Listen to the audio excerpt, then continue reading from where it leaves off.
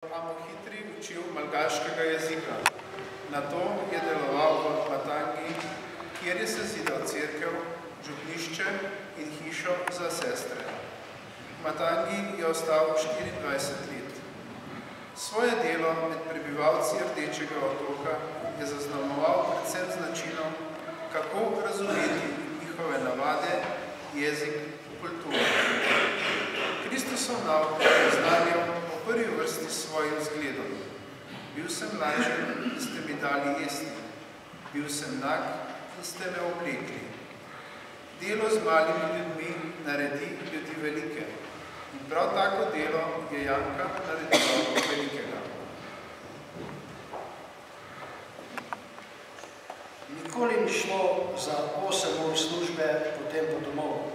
Še manj utrujajoče sedenje v tekočem traku, ko mogoče ponavljaš iste gibe celo po noči v sanjah.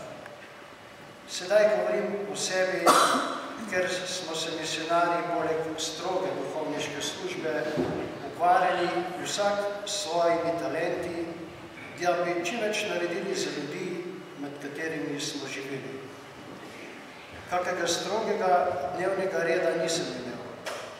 Zjutraj molitev, maša, zajtrk in sprejem posameznikov pisarne. Kadar smo kaj gradili, sem šel med delavce.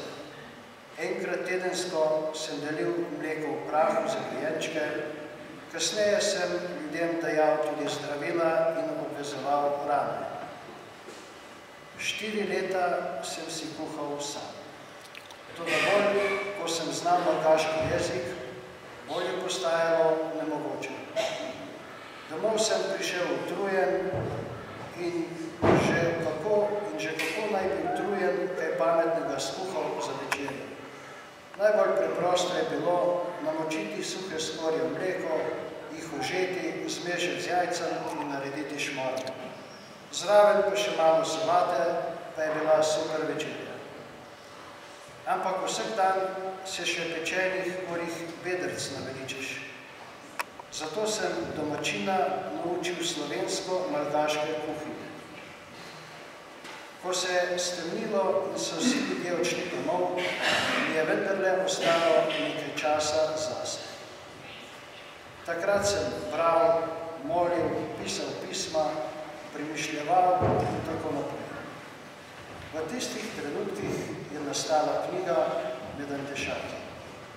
Tak je bil moj dan.